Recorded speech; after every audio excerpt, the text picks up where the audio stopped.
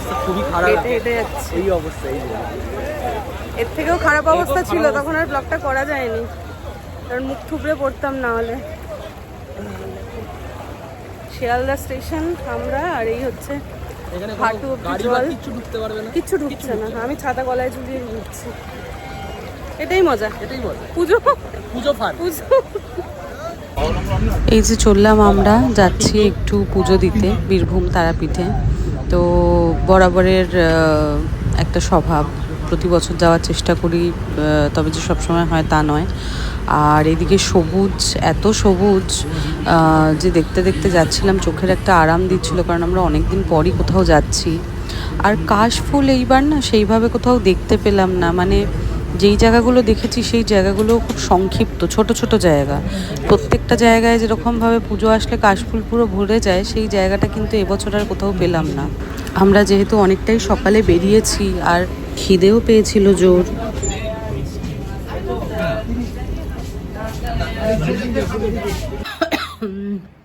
রুমে check in করে ফেলেছি আমরা।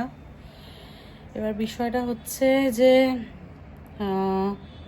ভেবেছিলাম খুব গরম হবে, অতটা গরম নেই যদিও, এখন রোদ উঠেছে কিছুটা। বাট কলকাতায় যে অবস্থা, বাবারে বাবা, কলকাতা থেকে আমাদেরকে আসতে গিয়ে যা হেনস্থা হতে হয়েছে, মানে একজন ড্রাইভার, উবের ড্রাইভার, সে আমাদেরকে লিটারেলি নাখানি চোবানি খাইয়েছে। তার বক্তব্য অনুযায়ী রাস্তায় জল আছে, জল আছে মানছি, রাস্তায় জল আছে, তাই বলে যে গাড়ি বেরোচ্ছে না তা তো নয়। তার বক্তব্য হচ্ছে মানে চাকার অর্ধেকটা ভিজেছে, পুরোটাও না, সে যাবে না, একটুখানি পোর্শন বাকি ছিল, আর যদি চলে যেত তাহলে কিন্তু আমরা পৌঁছে যেতে পারতাম।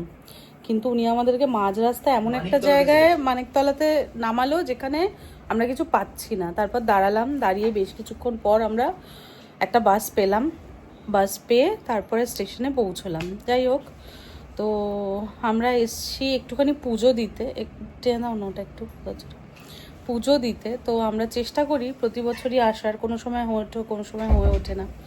তো এবছরটা এলাম, আর যেহেতু খুবই স্বল্প সময়ের জন্য এসছি, মানে একটা বেলা বলা যেতে পারে অলমোস্ট, মানে একটা রাত আর কি। তো হাতে সময় খুব কম, ওই জন্য আমরা ফ্রেশ হয়ে নিয়েছি অলরেডি। সৌরদীপ্ত তো স্নান করে জামা কাপড়ও পরে নিয়েছে, আমি এবার জামাটা শুধু চেঞ্জ করব, একটা কুর্তি পরবো, পরে এবার আমরা বেরোবো, বেরিয়ে পুজো দিতে যাব। তো পুজো দেব, পুজো দিয়ে তারপর বিকেলে আবার আমাদের একটা পুজো আছে, ওটা নিজস্ব পুজো, সেটা আবার আমরা দেব। তো কতটা তোমাদেরকে পুজোটা দেখাতে পারবো সেটা আমি জানি না। তো যাই, এবার গিয়ে রেডি হয়ে পুজোটা দিয়ে আসি। হ্যাঁ, এটা হচ্ছে আমাদের পান্ডা দাদা, তাই তো? তোমার নাম বলে দাও। স্বর্ণদীপ আমাদের সাথে রয়েছে। হ্যাঁ, এদিক এদিক এদিক আছে।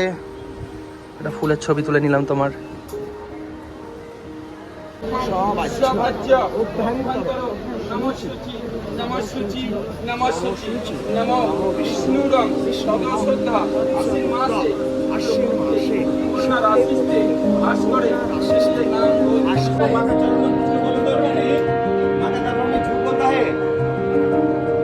हर साल तो झूठ बोलता है, मागा दरबार में आएगा तो झूठ बोलता है, हर साल तो झूठ बोलता है। बोलो नहीं तो नहीं ले।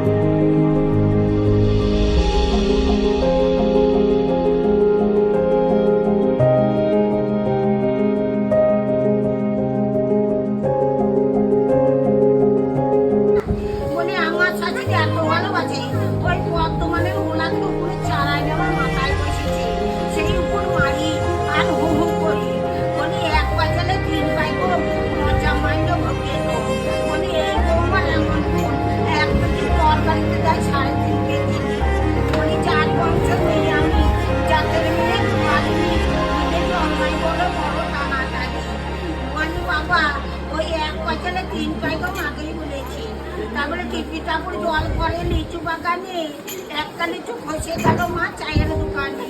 বলি ও চাপালা তোর করলো না স্টেশনে বউ এসেছে দেখতে চলো না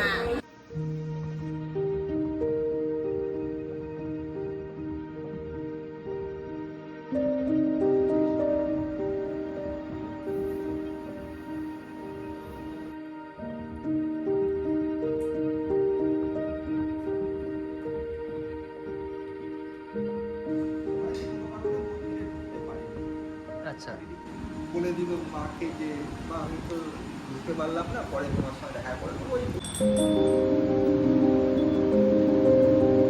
প্রসাদিনী গুরুরবস্মারণস্থিতিনিবাসিনী বন্ধুকৃত সংঘাসতি পুরভারণাশিনী ভক্তোদ্ধার সমর্থন নমস্তে গুরুদর্শিনী জয় দেবী জগদ্ধাত্রী দীপ্রাত্রি দিদিমতে ভব্য গোবর্ধনী দেবী গণশক্তি নমস্তুতে ঘোর বিদ্যুৎ বিনাশায় গুণাচার সমুদ্রে নামামি বরদে দেবী মুন্ডমালা বিভূষণে রক্তধারা সমর্পিতে গৌরবাণী শিবে সর্ববিঘ্নহরে কালী নমস্তে ভৈরবী নমস্তে দক্ষিণামূর্তে কালী ত্রিপুরা ভৈরবী নীলাঞ্জনে শহরে প্রক্ষিপ্ত সমসংস্কৃতে গৌরচূর্ণ ধারা বীজ বেরঙ্গলূরে নীলঙ্গলূরে নমস্তে গৌরদক্ষিণে আরব্ধ মোহান্তরিক্তরি বিভাজিতে সবতারিক্তরি মস্মদতি হলে পঞ্চাশত মালা ললিতে নানাং বিশ্বপাত সমশেতে সবস্তি কেউ সম্পর্কে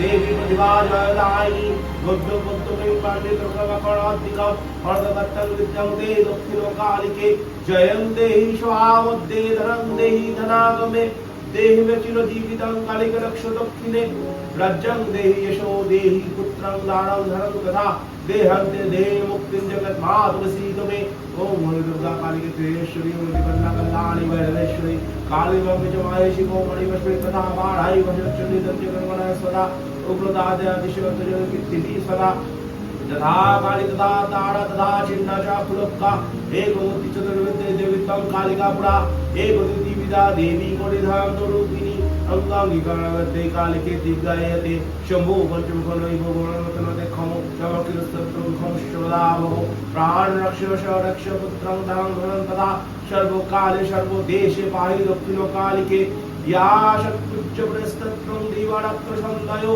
धनं धनं दा पुत्रं लभतेनत्र संशयो इति महाकाल विरोचितं श्रीमद्दक्षिणाकालिकास्तोत्रं समाप्तम् ओम क्लीं श्रीमद्दक्षिणाकालिकाय नमः ओम क्लीं श्रीमद्दक्षिणाकालिकाय नमः ओम क्लीं श्रीमद्दक्षिणाकालिकाय नमः।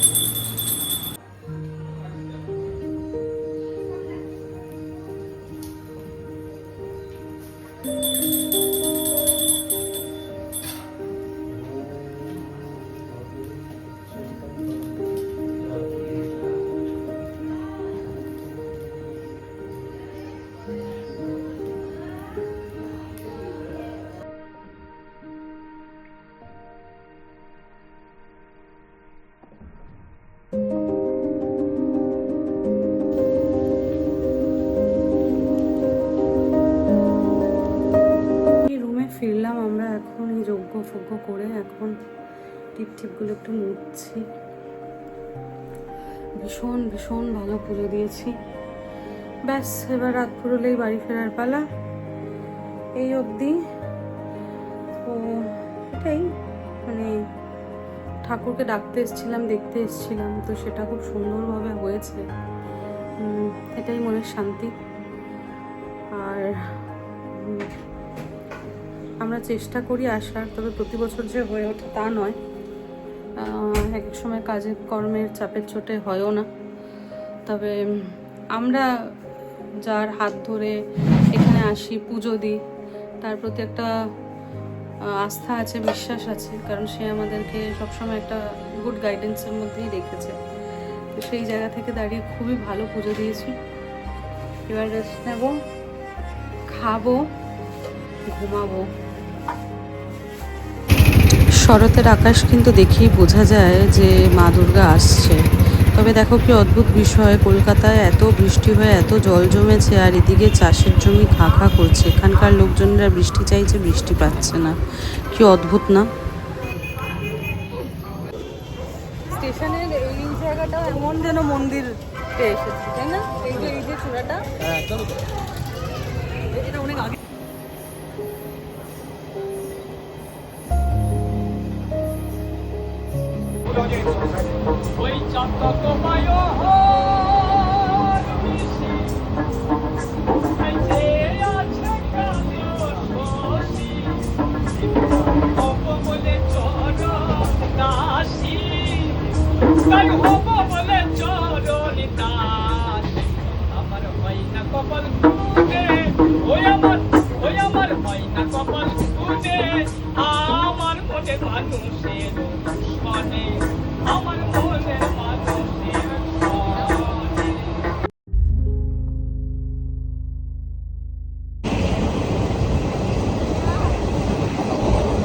বাড়িতে ফিরে গেছি, ভীষণ ভীষণ এক্সস্টেড, মানে ট্রাভেল করে আসার জন্য, যেহেতু খুবই একদম শর্ট টাইমের মধ্যে যাতায়াত করা, কাজগুলোকে করা।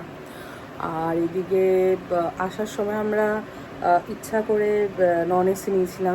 এটা আমাদের বরাবরের, আমরা চেষ্টা করি ওই সাইডে গেলে যাতায়াত যখন করব তখন ঠিক আছে খুব গরম, দুটো দিক পারবো না, বাট অন্তত নয় যাওয়ারটা নয় আসারটা একটা লোকালে কাটবো। তার কারণ হচ্ছে ওই লোকালের যে ওই ভাইবটা আমার মনে হয় এসি কম্পার্টমেন্টসে পাওয়া যায় না।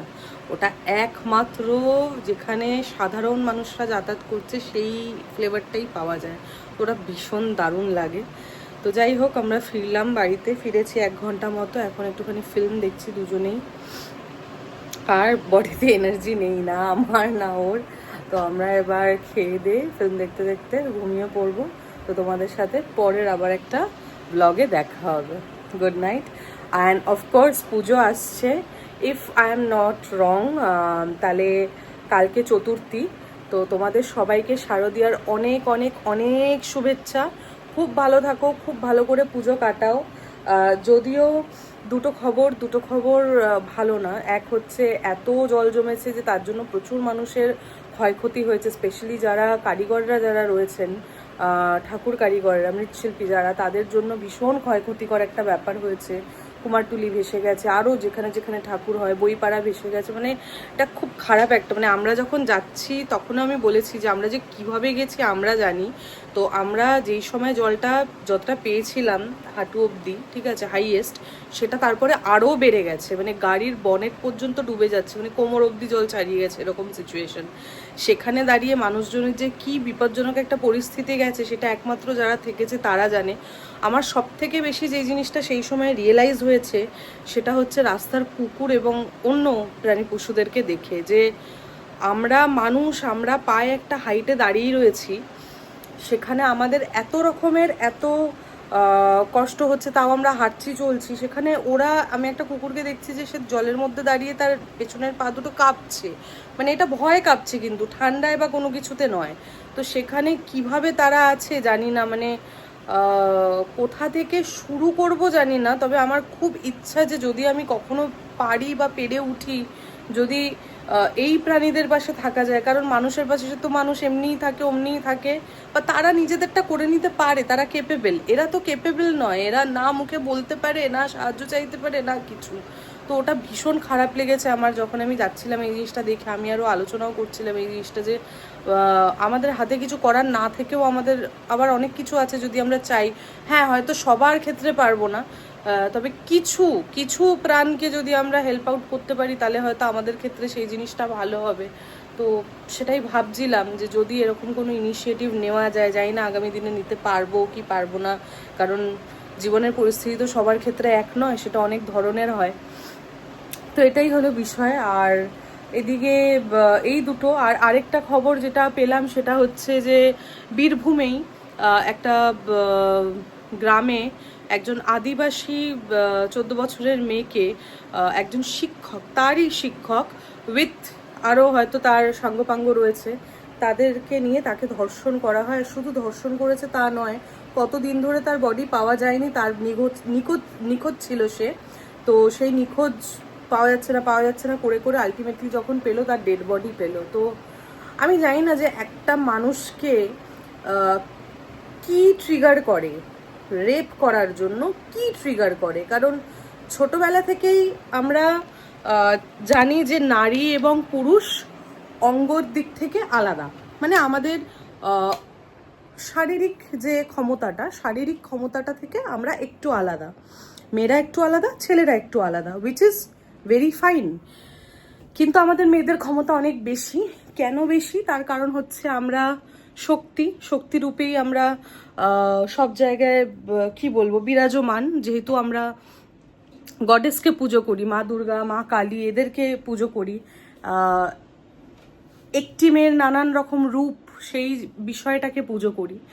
সেখান থেকে দাঁড়িয়ে একটা পুরুষ যখন একটি নারীর গর্ভ থেকে জন্ম নেয়, সে ছোটবেলা থেকে বড় হয়ে উঠছে, সে শরীরের সব অঙ্গ জানে একটা ফিমেল পার্টসের, কারণ সে তার মাকে দেখেছে, দুগ্ধ পান করে সে বড় হয়েছে, তার বিয়ে হয়েছে মানে সে ব্যক্তিগতভাবে একটা ফিমেলের এন্টায়ার বডি স্ট্রাকচার জানে, which is a very normal thing. কারণ এইটা কিন্তু লুকোছবির কোনো ব্যাপার নেই। তার কারণ হচ্ছে যেটা বহু বছর ধরে হয়ে এসেছে, তার জন্যই আমরা আছি।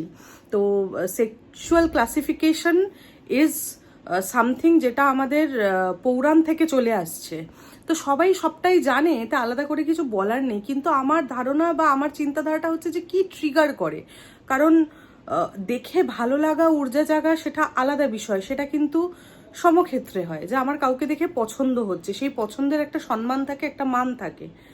কিন্তু একটি বাচ্চা স্কুলের মেয়ে বা যে কোনো ছোট, যখন আমি দেখি যে ছোট কোনো মহিলার সাথে হয়েছে, কোনো বয়স্ক একজনের সাথে হয়েছে, যে কোনো ইরেসপেক্টিভ অফ এজ যখন হচ্ছে, কি দেখে ট্রিগার করে, মানে এদের মানসিকতাটা, এরা কিন্তু মানুষের পর্যায়ে পড়ে না, এরা কিন্তু হিংস্র, যেরকম অসুর সেরকম।